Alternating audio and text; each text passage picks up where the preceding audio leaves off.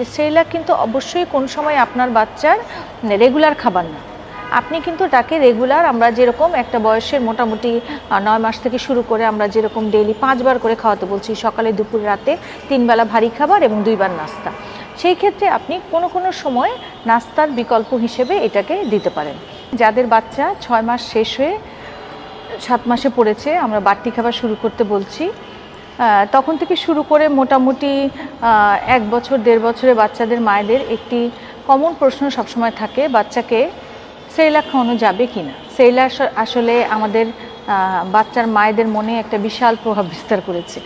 তাহলে এই সেরেলাক খাওয়ানো যাবে কি না, এর কি পুষ্টিগুণ আছে, এগুলো আসলে তো আমাদের জানা দরকার।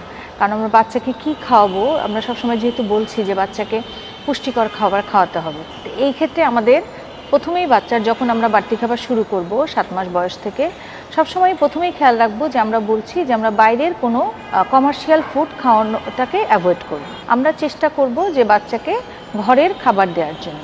বিভিন্ন বয়সের, আমি কিন্তু আগেও বিভিন্ন ভিডিওতে আপনাদের সাথে শেয়ার করেছি যে কোন বয়সে বাচ্চাকে কতবার কোন টাইমে খাওয়াতে হবে, সেই অনুযায়ী আমরা কিন্তু তাকে ঘরের খাবার, ঘরের তৈরি বিভিন্ন খাবার খাওয়াবো। তবে এই ক্ষেত্রে অনেক সময় দেখা যায় কর্মজীবী মা থাকেন, তাদের হয়তো সব সময় সব খাবার প্রস্তুত করা ঘরে অনেক সময় সম্ভব হয় না, বা অনেক সময় দেখা যাচ্ছে যে আমরা কোথাও বাইরে বেড়াতে গিয়েছি, সেই সময় হয়তো দেখা যাচ্ছে যে ওরকম ঘরে তৈরি খাবারটা নিয়ে যেতে পারছেন না, বা হচ্ছে আবার ওইখানে তৈরি করারও তেমন কোনো সুযোগ নেই। এরকম যদি আপনি কোনো পরিস্থিতিতে পড়েন, সেই ক্ষেত্রে আপনি সেরেলাকটাকে দিনে 1 বার বা 2 বার নাস্তা হিসেবে দিতে পারেন। এখানে আমি যেটা বলতে চাই যে সেরেলাক কিন্তু অবশ্যই কোন সময় আপনার বাচ্চার রেগুলার খাবার না। আপনি কিন্তু তাকে রেগুলার আমরা যেরকম একটা বয়সের মোটামুটি 9 মাস থেকে শুরু করে আমরা যেরকম ডেইলি 5 বার করে খাওয়াতে বলছি, সকালে দুপুর রাতে 3 বেলা ভারী খাবার এবং 2 বার নাস্তা। সেই ক্ষেত্রে আপনি কোনো সময় নাস্তার বিকল্প হিসেবে এটাকে দিতে পারেন, এবং এটাতে যেই পুষ্টিগুণ আছে সেটা দিয়ে বাচ্চার কিন্তু তেমন কোনো চাহিদা পূরণ হবে না।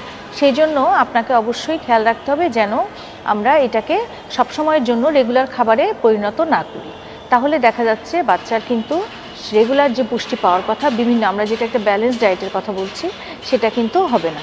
এই বাচ্চাগুলোকে দেখা যাচ্ছে যে বাচ্চাগুলোকে মারা এই রেগুলার সেরেলাক খাওয়ান, এই সেরেলাকের টেস্টটা কিন্তু দেখা যায়, যেহেতু এটা কমার্শিয়াল ফুড, এটার কিন্তু টেস্ট এবং স্বাদ গন্ধ খুব ভালো থাকে। আমরা স্বাভাবিকভাবে বাচ্চা মিষ্টি বেশি পছন্দ করে, সেই জন্য শুধু এটাই খেতে চায়, অন্য খাবার খেতে চায় না। এতে হয় কি, দেখা যাচ্ছে বাচ্চার এটাতে যেহেতু কার্বোহাইড্রেট থাকে, এতে দেখা যাচ্ছে বাচ্চার কিন্তু অনেক সময় গ্রোথটা ভালো হয়, বাচ্চাকে বেশ ফুলা দেখা যায়, কিন্তু বাচ্চার কিন্তু